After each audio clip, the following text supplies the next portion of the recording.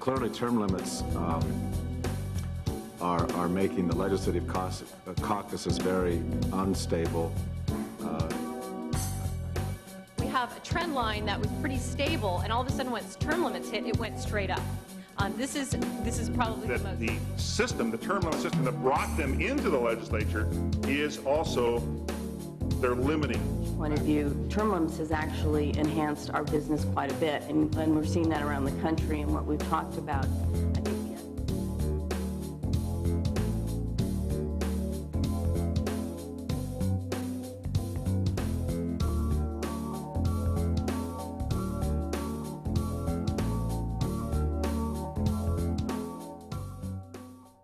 I'm Jerry Lubenow, and I want to welcome you to the final panel of today's program.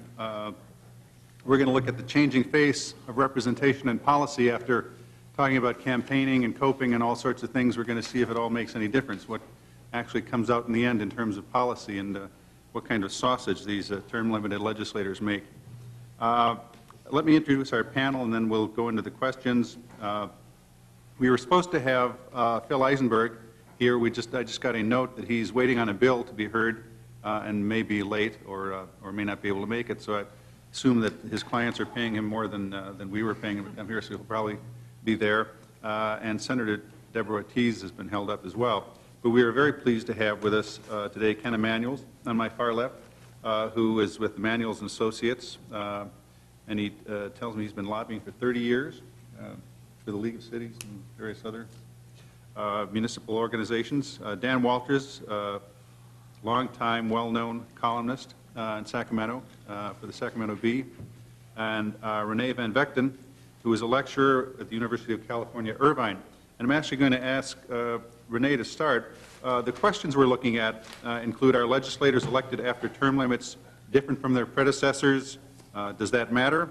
Have term limits increased the representation of women and minorities, or changed the occupational backgrounds of members? Have these changes altered the legislative focus? And does the quality of legislation suffer as so many new members rise to power? Renee Van Vechten actually has some numbers on the changing face of the legislature, so why don't we have you present that, and then we'll go from there. All right, thanks. Well, this morning the moderator began by suggesting that we should talk about what academics think they know. So speaking as an academic, I'm going to address not only what I think I know, but what I do know. So let's look at a few facts. For the past 5 years or so, I've been looking at a lot of different effects of term limits. I've been searching for facts. I think it's very easy to come across opinions, but much more difficult to quantify the changes that have been taking place. But one section of my dissertation, which is on term limits, concentrates on demographics and the changing composition of the legislature. This is among the easiest data to gather, but of course there are problems, of course, in getting this kind of data as well. Typically you have to cross-reference, and it's rather tedious. Given that, it's amazing to me how much opinion there is about the kind of compositional changes that have taken place. People just sort of seem to throw all kinds of observations around, like, well, gee, the legislature is getting much younger, women are getting elected in much greater numbers, legislators perhaps are smarter than they were before term limits were put into place. I mean, there's all kinds of opinions out there about the kinds of people who are getting Present elected. company accepted. So at least we haven't heard today that legislators are dumber than before, which I have been told, but certainly not in public. But for the most part, people do have their opinions about the kinds of people who are getting elected. And so I do have a handout that I've made available in the back, and I'd like to just sort of run through these charts very quickly. To begin with, it's very clear that the California legislature has become a more diverse place. And the first chart that I have there is percent ethnic minority, and with my apologies to anybody who considers himself an ethnic minority. Of course, in the academic world, how do we categorize race? This is a question we could spend a lot of time discussing in other places. But given that we do tend to categorize people by race. Well, let's talk about what kinds of ethnic minority, who is in the legislature. Well, it turns out that in 1988 or so, just before term limits took effect, we had a pretty low number of ethnic minorities, about 15%. Now that term limits have been in place, we have almost 40 people, or about 30% of the legislature, who is considered ethnic minority. If you look at the chart, we have a trend line that was pretty stable, and all of a sudden, once term limits hit, it went straight up. This is probably the most striking change that has taken place as a result of term limits, and I say as a result of term limits because if it weren't for term limits, we wouldn't have had so many open seats, and it's because of open seats that, of course, we've had so much turnover. So in the first place, it does appear that term limits have induced change on the level of encouraging more minority candidates to run and to win office. The second place that a lot of people have a lot of opinions about is that women have come in much greater numbers to the legislature. We do see that there are a lot of women in the legislature, but the question is, well, is term limits really responsible for this? I have two different charts here that I'd like to just briefly discuss. On the lower chart says total percent female in the California legislature, and as you can see, the trend line is very steadily increasing from the 1970s. In 1972, I believe there was one woman serving, and I think there were actually two women serving. As of near 2000, now we have almost 30% women in the legislature. But there was no break like you saw with the original, with the graph for ethnic minorities. In fact, the line has continued to increase, and there was no actual great boost when it came to term limits. But if you look at the middle chart, when women newly elected to the California legislature, what you do see is that after 1990, a lot more women actually have been elected to office. A lot more women, meaning that the concentration of women hasn't gone up as a result of term limits necessarily, but we do have a continual replenishment of women. So the results here are that, well, term limits, it's sort of a mixed bag. Term limits may or may not actually be responsible for women's greater election to office. Historically, they have been getting into office, and the trend line has just continued to go on up, and term limits has certainly not hindered their election, but it's very difficult for academics to say definitively that, yes, term limits is the responsible factor. There are a lot of other reasons why women apparently are getting elected to office. I also like to talk about age. This is another one of those comments that I hear quite a bit. The legislators are just getting younger and younger is what I hear. But if you look at the charts that I've generated here, it's not that the legislators who are being elected today are getting younger. It's that the people making observations are probably getting older. Unfortunately, or fortunately, what we see is that the average age of freshman legislators has actually been rising over the years very, very slightly. And then the bottom category, I have a chart here showing categorized ages. What we find there is that the youngest cohort, that is people under age 40, has actually become a smaller and smaller percentage of the legislature. In 1978, for example, you had 46 members who were age 40 or below. And in 1998, we had half that number who were age 40 or below.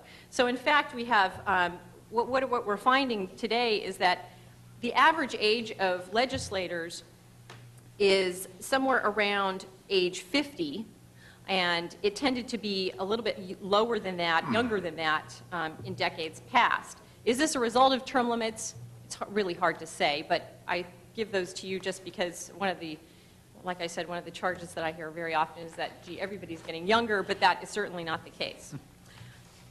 The next chart that I have here, charts, is, has to do with political experience, backgrounds of people who are elected, and I certainly stand by these numbers. What we've been hearing a lot today is that there are a lot more county supervisors being elected, a lot more city council people, a lot more mayors. But if you look if you actually go back and you dig up the data, as I suggested in my opening, was that a lot of this data is hard to come by. You really have to dig through biographies to find that somebody was a supervisor in a past life or a city council person in a past life. In fact, what you do find is that even into the 70s and 80s, back into the 60s, most people who are elected to office truly did have that kind of local experience. They did bring that experience to office as a candidate. Today, we find that there are plenty of county supervisors and school board members, mayors, and so on. If you look at the chart here, in fact, it doesn't look like the concentration of county supervisors has increased all that much. My research at least shows that it has not changed all that much. Same thing with among the other kinds of local experience, people with that kind of local experience. There has been a little bit of a change in staff. We found in the 80s that many people who came to the legislature were hand-picked successors to people who were in office. They were insiders. We're finding that today those who come to office as former staffers are not really insiders. They may have had legislative staff experience, but it may have been prior to becoming a CPA or prior to going and getting an MBA. I'm thinking of somebody like Dean Flores, who worked for an assembly person and then went to Harvard to get his MBA and then came back and is now a legislator. So I think that the nature of staffing has changed a little bit. If you're a staff member, you're not automatically anointed and you become a legislator. Today, if you have staff experience, it tends to help you quite a bit while you're in office, but it doesn't necessarily launch you into office like it did before. I also have the last page, selected occupations of California legislators. I looked at the backgrounds of people who are in office. This, again, is a little bit hard to dig up, only because people have many different kinds of occupational experiences, typically, when they get to the legislature. And coding that is not all that easy, but be that as it may, I have a chart here that looks at selected occupations of incoming legislators. Incoming legislators, this chart itself only looks at those who are coming in as newcomers, not at the total composition of the given legislature in a given year. But it looks like the top three professions are still business, banking, real estate, attorneys, and professionals. Professionals, actually, we're getting a lot more professionals, it looks like, in the last few years. Business, banking, and real estate as a category has always been a pretty big chunk of the legislature. If you look at the top chart, in fact, it has risen over time. This may be because of the reporting. I'm finding it easier to come across these kinds of designations in biographies. People like to say that they are business owners or like to advertise themselves as business people. So we're finding that, in fact, we do have more business owners in the legislature.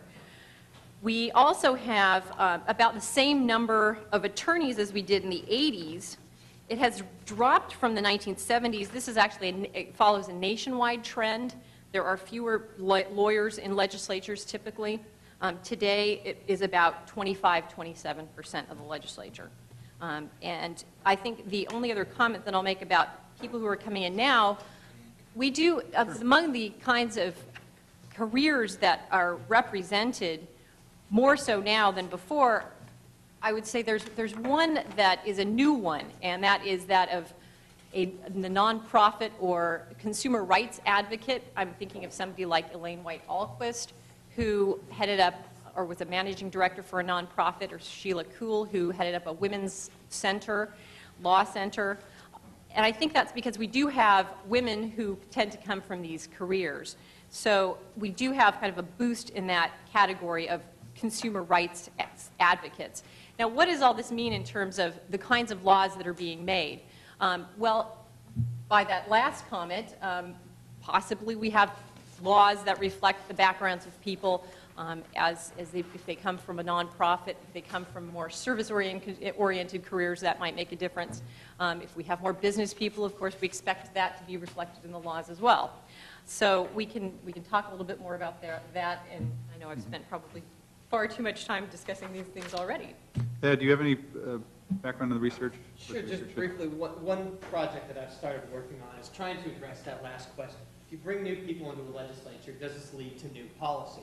And so innovation has been one major feature of what state governments are for, to try to experiment with policy and see if their results can be replicated across the country. And so I've tried to come up with some measures of innovation across the states and see how term limits, states with term limits, and also states that have varying levels of professionalism, see whether they're more or less innovative. You could say that if you bring in members with diverse backgrounds, they might be a little bit less kind to the status quo, but you could also argue that new members may not have the experience to engage in the long policy-making process that it takes to provide, to come up with new policies. And so one thing I looked at was the Council of State Governments comes up with some innovation awards every year. And so I quantified the number of finalists that each state had.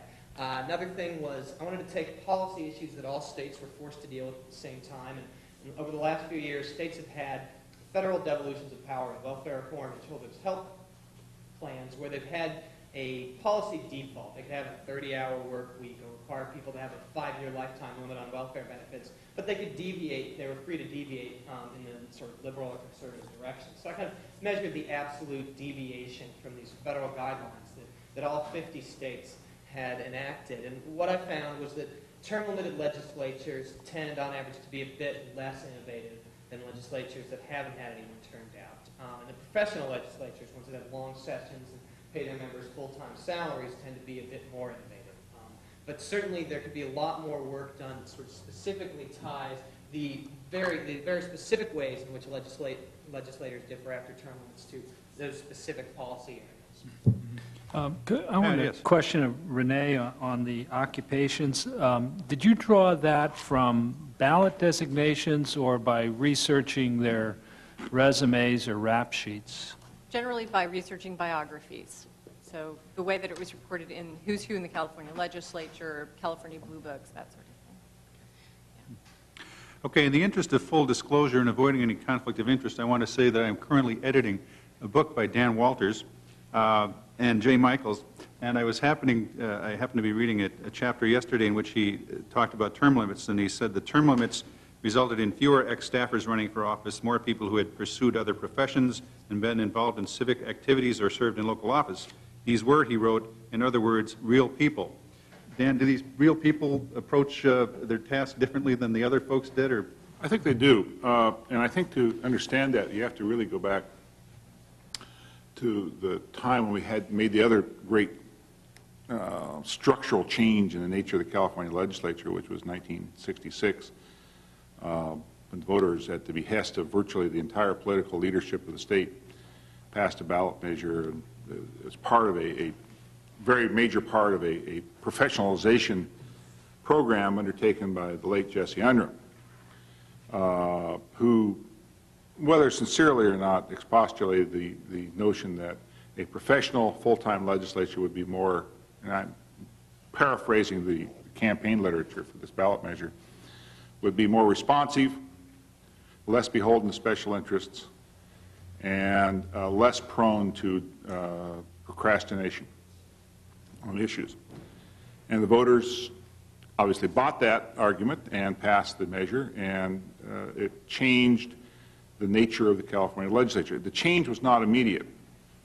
You didn't pass something like that and suddenly change the entire legislature, because you have a carryover factor. In other words, you had to have a generational change before this structural change had a material effect. And I think that structural change began having a material effect in 1974, when that decade's redistricting plan went into effect. It was delayed for 2 years. And in combination with another factor, which was the cyclic upsurge by Democrats that was also occurring during that same period, resulted in a very massive turnover in the makeup of the legislature, and brought into the legislature by it's about the time I came to the Capitol as well, brought into the legislature a new breed, as you will, of politician. Not to say that there weren't some of this breed before, or so forth. None of these things is absolute and all-encompassing. These are generalizations. But brought into the legislature in fairly large numbers what I would call a new breed of legislator who were professional politicians in the truest sense of the word, and that they were born and bred into politics, so to speak. And I would even go so far as to say that they were kind of the technocrats of politics, very interested in the process, less interested, I think, in policy outcomes than in the process, and in the uses of the process for partisan or personal political ends. And there was a kind of a struggle that went on during that era, one I'm sure that Mr. Johnston remembers quite clearly, a struggle between those who saw politics as the means to the end of policy and those who saw essentially policy as the means to the end of politics. It was a kind of almost a philosophical conflict. It culminated, I think, in the speakership battle, something that I'm sure Pat has very painful memories of, the speakership battle of 1980, which was essentially, perhaps put it in melodramatic terms, but nevertheless it was the revolt of the technocrats. It was the great bid for power by this new breed of technocrat, demanding essentially control of the state assembly. In revolt led by Howard Berman against the speakership of Leo McCarthy. A very bitter, bloody, internecine battle that essentially went on for a year and had a kind of an odd result in that, technically speaking, the revolt failed, but as a practical matter, the revolt succeeded. Although Howard Berman did not win the speakership, Leo McCarthy essentially was forced to give up the speakership to Willie Brown, who was elected Speaker with the remnants of the McCarthy organization after the 1980 elections, and Republicans. Basically, both of them joining hands to elect Willie Brown the Speaker to keep the Bermanites from taking control of the Assembly. But as a practical matter, the man who was elected Speaker, Willie Brown, was the emperor of process. Maybe the Ayatollah of process, to use his own word. He once described himself as the Ayatollah of the legislature. Not of the Assembly, mind you, but the Ayatollah of the legislature. And it's sometimes misquoted, but he actually said Ayatollah of the legislature. And there ensued, I think, a decade in which technocracy became dominant, that the whole process became oriented not towards policy, which had been Leo McCarthy's main interest, was policy, but oriented towards the techniques and the dynamics of politics, of using the policy apparatus to raise campaign money, distribute it, select candidates that were loyal to the leadership and get them elected. And it worked magnificently on that basis. I mean, it was very systematic. There was a process called tithing in which certain amounts of money had to go through the Speaker. I mean, it was a very, very systematic sort of operation that raised enormous amounts of money, and loyalists, many of them off the legislative staff, were anointed for these seats. And you saw a rise, as a matter of fact, to the point that ex-legislative staffers, I think by the data here, became the single largest occupational group at least in the Assembly and perhaps in the legislature as a whole.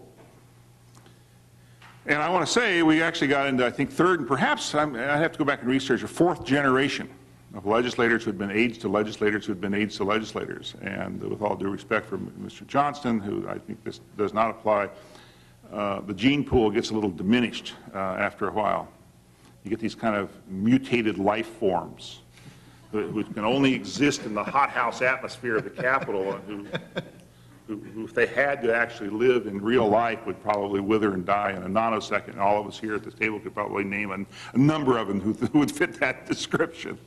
But there ensued, and I think the zenith of that period was probably, and emblematic of that period was the was the FBI sting investigation of the Capitol in the late 1980s, which basically described the Capitol in which votes were being bought, sold, traded, rented, and so forth. How widespread it was, one can argue to this date whether it was isolated to the people who were actually caught and put in jail, or whether it was just simply they were the ones who happened to get caught, and therefore, the grace of God, go a whole bunch of people. I know several legislators who thought that with the grace of God go I, who managed to escape prosecution. But it brought home to the public that something was not right in Sacramento, and given the opportunity to do so, they reacted to that by passing term limits in 1990. Now, did that change the situation? Yeah, I think it changed the dynamics of the Capitol considerably, and in ways probably that haven't been explored here today. Were all those changes for the better? No. What was the net result? Probably not a lot in terms of policy, one way or the other. But the processes of the Capitol have changed pretty dramatically because the people who are there are different than the people they replaced. And let me add this caveat that all the differences one has seen since 1990 in terms of occupation, ethnicity, gender, and so forth, you also have to factor in at least one other piece of the puzzle, one other factor, and that is that term limits took effect with the 1992 elections simultaneously with the advent of another redistricting plan that was ordered by the court rather than drawn up by the legislature itself. And it's a very, very, very important thing to remember. It's extremely difficult, I'd say, for all intents and purposes, impossible to separate out the effects of term limits and the effects of that reapportionment plan, that redistricting plan. They both drove towards the notion of turning over the membership of the legislature. And probably their results are not even separable. They both contributed to that, but how much term limits contribute to it and how much reapportionment, redistricting contribute to it, I think it'd be impossible to say, but they both contributed to that turnover that began to occur and then continues to occur roughly a third of the legislature every 2 years. I once teased Cruz Bustamante by telling him that, Cruz, you know, you would not even been in the assembly, much less assembly speaker and lieutenant governor, had it not been for two things that were implemented over the objections of your own party: term limits and the court-ordered redistricting. And he more or less admitted that that was true. It's one of the more great ironies of the thing, I suppose, that non-whites and women have been among the greatest beneficiaries of those two factors that were instituted over the objections of the Democratic Party. And most of those people are benefiting from it, and they're in fact Democrats, which is one of those great ironies that attaches itself to the Capitol. People are different under term limits. I do believe that they come more from, call it real life, if you were, rather than from the Capitol staff. And I think the data tend to support that. I do believe in talking to term-limited legislators and in putting them in the context of what I know to be true about the previous generations, that they come to Sacramento with a different attitude. Part of that attitude is simply they know they're not going to be there very long. For all the talk about, yeah, everybody's plotting, scheming to run for the Senate or for Congress, the truth is that most of those people who are elected to the legislature as freshmen will never go beyond that. Most of them are going to go home, simply because, well, first of all, there are only half as many Senate seats, and congressional seats only open up seldom, very rarely. So most of those people who come to the Capitol are going to be there for 6 years, and they're going to go home. That's just a simple statistical fact. And I think they know that coming in a sense. I mean, they may aspire, but in one sense they know that they're probably going to be here for a short period of time. By and large, and this is a purely subjective observation, I think they come to the Capitol with different and better attitudes in terms of wanting to accomplish something in terms of policy, as opposed to being driven by crasser political motives. It's not a universally held attitude, and many, many exceptions to it, but I'm talking a general observation. The problem, of course, is that they are here for a short period of time, and so that there is a lack of political sophistication. This is a much less sophisticated group, politically speaking, and somewhat naive, and in some cases almost touchingly naive. And maybe that's just a function of age. They all seem young to me now. I told Brian Setensich once, who was, was very briefly Speaker of the Assembly, he was like 35 years old when he was elected Speaker. I said, Brian, I have shoes older than you. And it's true. I mean, to me they seem young, but of course I've gotten older, and that's part of the thing.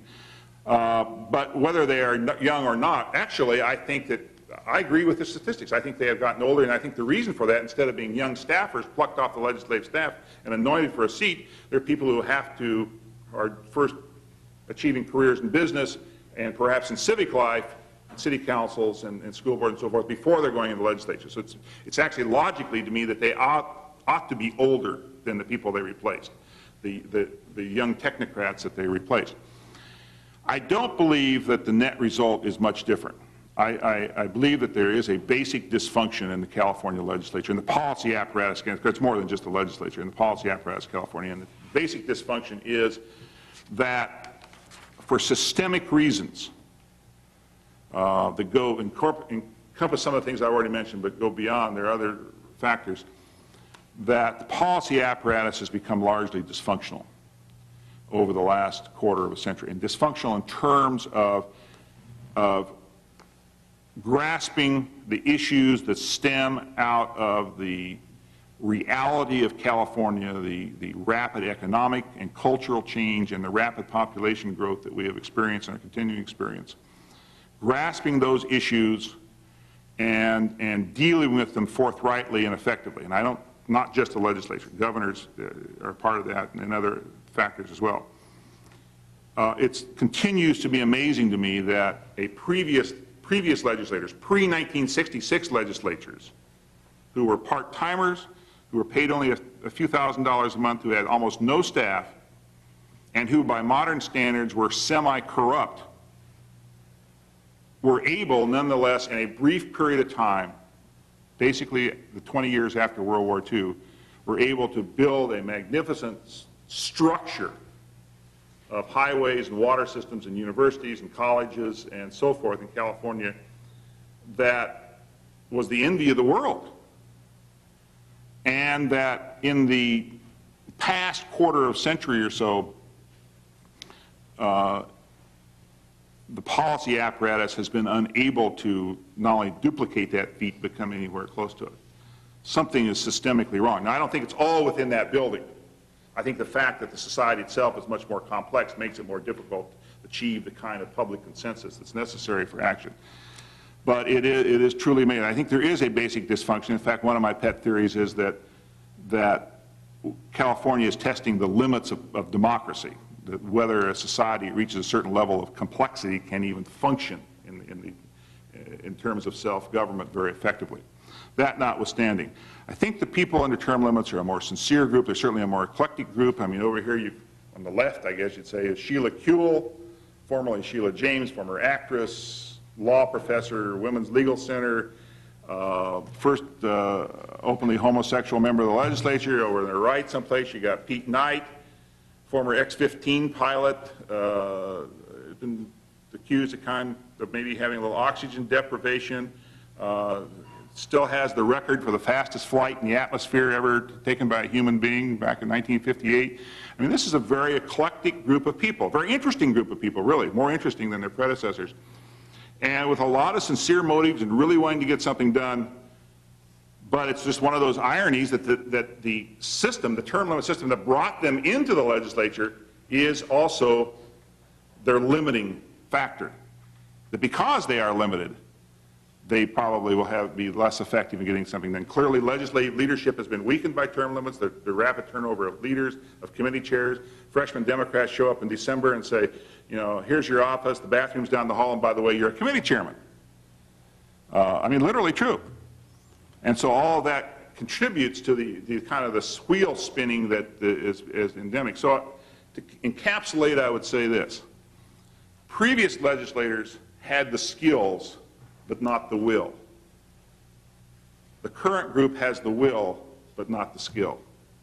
And the net result in terms of policy, in terms of effective policy meeting the needs of California, is approximately the same. Now, for people such as Ken here, there's a huge difference.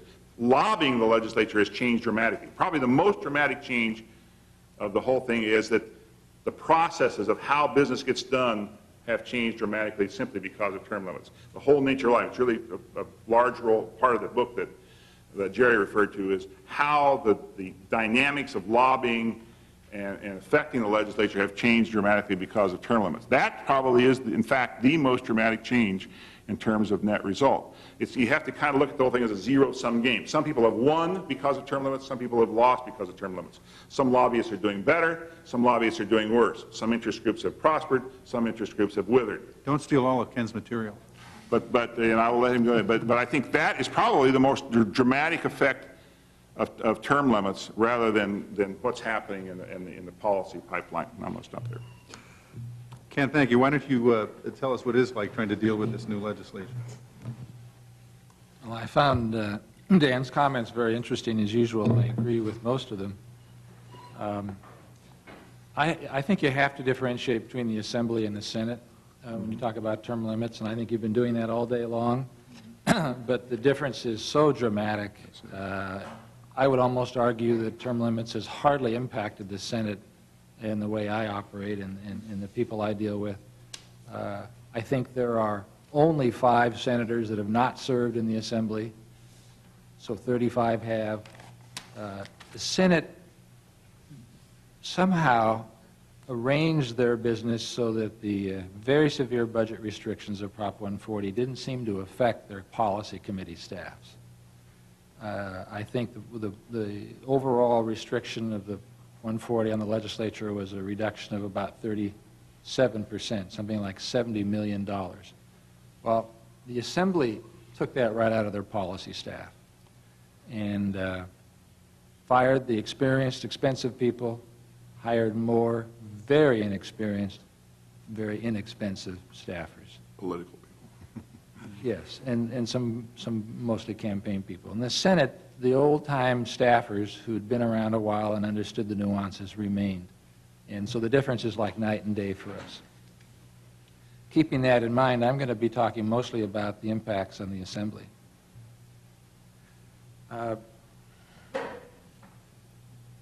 On lots of occasions, I've sort of sat back when I've been engaged in activity in talking to legislative staff in particular, and even to legislators, and not said it out loud, but I've said, this is just amateur hour. They have no idea what we're talking about. Not the slightest idea. And I've been sort of frightened at once, and I've thought, wow, we could do anything we want here, and they'd have no idea until it got to the other house. The nuances and the subtleties of legislation are almost never discussed or understood in the policy committees unless an interest group raises them. Now, that's not true for some of the more serious policy committees. I wouldn't say that's true for judiciary, certainly not true for the fiscal committees. But for the majority of the committees, this goes right over, most legislation goes right over their head on the Assembly side. So that gives lobbyists plenty of opportunities to move very significant legislation, which is very poorly understood, at least through one house. I think at this point, the Senate staff and the more experienced members of the Senate pick up what these bills do, their policy implications, pretty thoroughly, and I don't see much difference yet on that side. The notion of whether Prop 140 ended career, the succession of career politicians in Sacramento, when I think about it, it strikes me when I work with folks now that they're absolutely as ambitious as before. And I know Dan's right. They're coming up here, and they know they're not all going to get to succeed and have a 20-year political career, but I think they all believe they are. And I don't see the slightest diminution of their personal ambition and their personal interest in getting ahead to the next position as before. And that's been a disappointment to me because I'm on the policy side rather than the process side. What strikes me again and again, and this is completely anecdotal, but I've seen it so often the last couple of years, I just assume it's a pattern.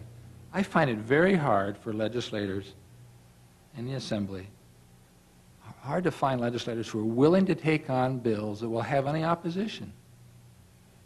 They're afraid of contested legislation. I don't know whether they're afraid they're going to antagonize constituents who don't know them very well. They're afraid of their abilities to manage a bill that has some significant opposition. They're afraid of they lack confidence in dealing with policy issues where there's serious conflicts. And so what they tell us to do is to go out and resolve our differences and then bring them a consensus bill, and then they'll author it with no effort on their part. And the problem with that is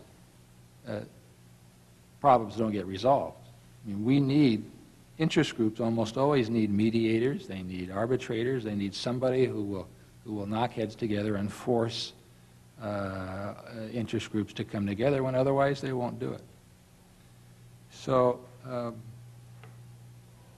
that certainly wasn't true in the 70s and the 80s. So I see legislation, less significant legislation being taken up because of a fear of this conflict. There is this, to me now, I know the data doesn't say it, but boy, when I count it, there are so many more city officials, elected city officials, and to a lesser extent, county supervisors in the legislature now. I counted the other day, almost half of the Assembly in the last few years had been on city councils, and to a lesser extent, boards of supervisors. I think much less special districts and school boards. So we're seeing people who understand my issues, since I lobby for local government, very, very well. And their policy orientation is very much towards local government. So I see a shift of their interest almost immediately. That gets transformed, though, in a matter of months, if not a year, when they take these ideas about returning property tax to counties and cities, to their caucuses, or to the Department of Finance. And so the behavior change, or the interest change, or the focus change doesn't last very long. It's a delight, though. In the old days, obviously when I was younger, I didn't face legislators who were so young. And term limits does generate a wide variety of legislators, certainly many of them young. But it's a delight to see so many over 50 being elected with gray hair, because they really do have experience that in the past so many legislators didn't have.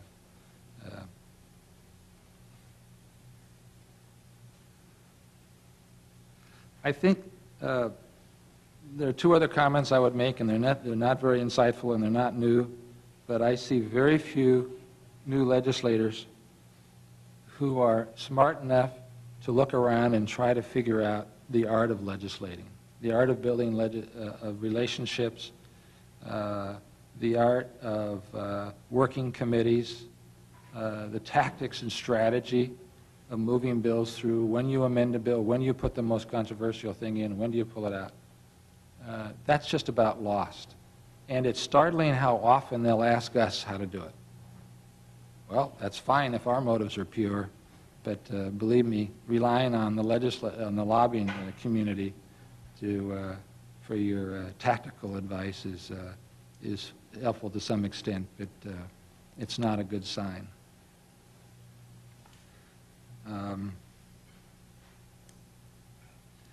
The last thing I would just emphasize is when I said it when I started, I think it's a very dangerous development, and I hope that the university community can do something about it.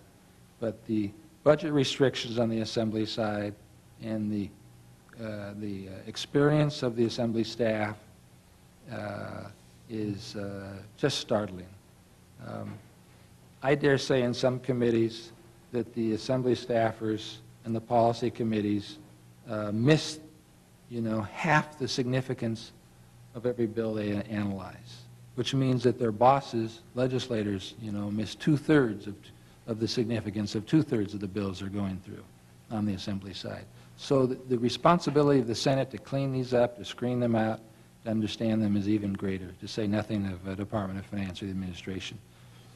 But I would just pinpoint the effect of the budget limits on the legislature is a seldom talked about, but very serious. Now, it helps the lobbying community very often, but I'm not sure it's good policy.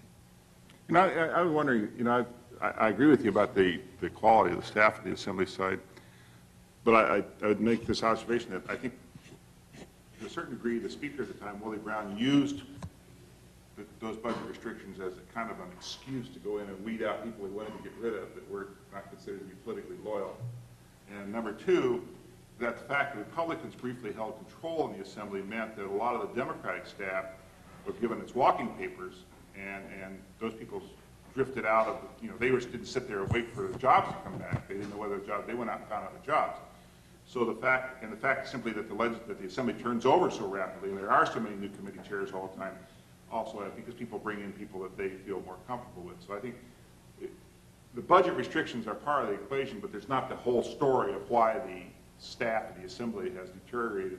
And the fact that the staff of the Senate has remained relatively high quality indicates it didn't necessarily have to happen in the Assembly either. But so there was more to it than simply a restriction of funds. I think there were some other factors that came into it. That's absolutely correct. Keep in mind, but just to illustrate the point, because I don't disagree with Dan's point, in 1990, I think the chief administrative officer of the Assembly was paid $125,000. This was 11 years ago. That position hasn't yet been raised to $125,000. So, and of course, that's the ceiling for all other staff positions, policy or not. Let me ask you one question about what comes out of this in terms of policy. There's been a lot of talk about the impact on the membership, the increase in diversity, the increase in minority members, the increase in female members. Is there any indication that this has resulted in legislation that's more beneficial to minority interests or to sort of issues that may be of interest to women rather? I think it's absolutely true that we have seen a lot of issues arise in the last 10 years that probably would not have arisen had it not been for the effects of, I don't have it to, racial profiling, Cesar Chavez Day, a huge number of women's issues that have been raised in the legislature that were never raised before. I don't think there's any question that the aside from term limits, it's just the fact of the higher levels of ethnic and gender diversity in the legislature have raised the profile of issues that would probably not have gotten nearly as much attention in the absence of that. I don't think there's any question. So I guess maybe one could say that's one of the positive effects of term limits is to do that. What I think is interesting was in the 80s, women were being elected to city councils in enormous numbers. And there were quite a few city councils where there were a majority of women. So they were ready to move up to the legislature with that local experience, and term limits came along and opened up the doors. Well, but even there, I think it's interesting to note, though, that at the local level, women are typically only elected below 25%. I mean, even when women were getting elected in large numbers, only about a quarter of all local officials are women. And it's still about those levels. It's not, even if we have a few where we can say, look, there are more than half on this particular board or council, there still are there's a dearth of women in those positions. Let me mention one of the arcane effects of having some local officials. I want to think that's something we mentioned in the book.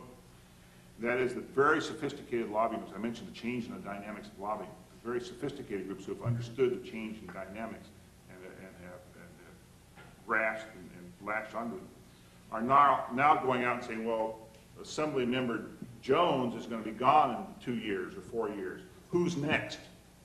Who can we go down and groom today who's on the city council or on a school board and start putting some money into their campaigns and making sure they have a higher profile so that they'll be ready to run for the assembly. I think that one of the changes of this thing, and it hasn't kind of hit people over the head yet, but one of the effects of term limits, practical effects, is that we have essentially are moving back towards the pre-professionalization select and elect days of Artie Sanish to a certain extent, wherein rather than the legislative leaders dominating the selection of candidates, that interest groups, or at least the very sophisticated interest groups, are going out and, in effect, moving into the primary election scene and picking their own candidates who may or may not be anointed by the legislative leadership. Because the legislative leadership, by being weaker, particularly in the assembly, is incapable of doing that, essentially. I know, I've heard this charge, but I haven't seen any real evidence of that happening. Oh, it happens, believe me.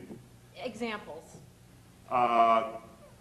Well, okay, I'm going to tell a story out of school, right? My daughter's a lobbyist. One of my daughters is a lobbyist. The other daughter is a vice president of the Giants, and I get Giants tickets from that. That's better. But I have a daughter who's a lobbyist, and she has described to me in great detail how they do this, how they go out and find candidates they think would be amenable to their position and cultivate them down at the local government level so that when the time comes, they're ready to run for the legislature, and they're essentially pre-programmed on their issue before they ever get to the legislature, and I know the Prison Guards Union does that, for example.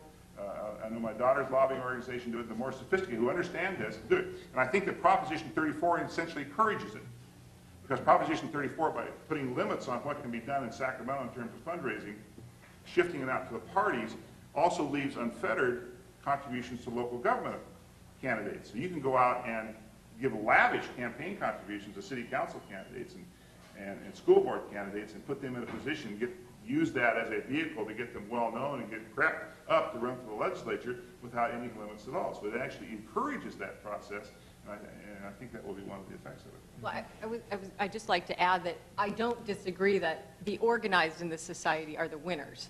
And I think that to the extent that an organization can front a particular candidate, I think they have an advantage. But I would say that they have a disadvantage sometimes when it comes to the voters who are sometimes skeptical of somebody who is let's say, a pawn of the lawyers. What makes you think they know that? Or something. What makes you think the voters know that? If the opposition would somehow, advertise that fact, I think that tends to mitigate against. Well, but you also have to understand that this select and elect, this new version of select and elect, is also tied in very closely with the other phenomenon of term limits lobbying, and that's the advent or the rise in so-called grassroots lobbying. And so that the financing of these candidates at the local level is part and parcel of a very sophisticated so-called grassroots campaign, really AstroTurf campaigning, where the organizing of concentrated campaign contributions doesn't necessarily come out of a PAC in Sacramento, so it can be easily traced. That PAC. It may come from a variety of individual sources, but well organized along those lines. Conversely, lobbyists who still operate in the previous mode, which is one legislator, one lobbyist, and one booth at Frank Fat's restaurant, thinking that's the way to political success, are finding that's no longer the path to political success. It doesn't work that way simply because those committee chairs roll over so quickly that the idea of building long-term personal relationships between lobbyists and legislators just doesn't exist anymore. And so those who persist in that have failed. Those who have understood the dynamic of it, and let me say that technique that I described, and as we relate the book, is exactly and precisely the reason why the medical lobby has been able to defeat the Trial Lawyers Association time and time and time again on the issue of changing the malpractice pain and suffering awards, because the medical lobby went out and did that grassroots cultivating, went out and identified people who were connected to the medical industry, who were spouses of doctors, who were nurses, who had been hospital administrators, who were county supervisors, who had been sued on malpractice because they were operating county hospitals, went out and cultivated people who had reason to be friendly to the medical care professions and got them elected to the legislature, but the trial lawyers were still operating in the old one lobbyist, one legislator, one Frank Fat's booth mode, and they got their brains beaten in. Absolutely got clobbered, even though, in theory, the trial lawyers, having given all this money to the Democratic Party, were poised to claim great victories. They have been sucking air for the last 2 years, and so much so that their own lobbyists are in danger of being fired for sucking so much air. And it was a classic example of how the paradigm changed and how some people adapted to it and some people didn't. We have a few more minutes. Let's take some questions. Thad, did you have something? Yeah, I have a question for Ken. You mentioned that local government officials who sort of used to kick and scream about state takeaways of their funds, like ERAF when they got to Sacramento, didn't suddenly think that was such a bad idea. But has it made them just less likely to sponsor your bills, or has it made them actively opposed? I mean, is there anything that having so many potential allies in the legislature, is there any way that that's made your job easier? Oh, it definitely has on bills that the caucus and the leadership and the governor don't care about. In the end, the governor decides almost all major issues. He vetoed the bill on ERAF. So That's right. I mean, our legislators are friendly and they'll get bills to the governor, but the big thing that everybody needs to keep in mind, in my opinion, is that the administration decides most of these issues, unless it's politically embarrassing and for somehow the legislature can maneuver a governor into a position of having to sign it. It doesn't happen very often. What I see in the big issues relating to local government is that we haven't had governors for a long time who've been interested to stake that out and take a position and exert some leadership. Simply not interested. you had one former mayor as governor not too long ago. Right. You had some bad luck. He didn't do anything for it either, did he? You had some bad luck.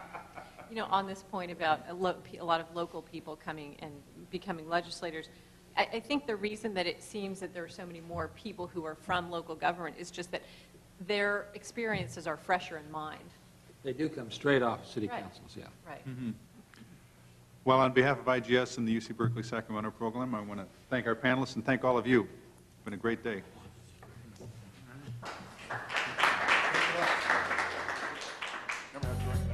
Clearly, term limits are making the legislative caucuses very unstable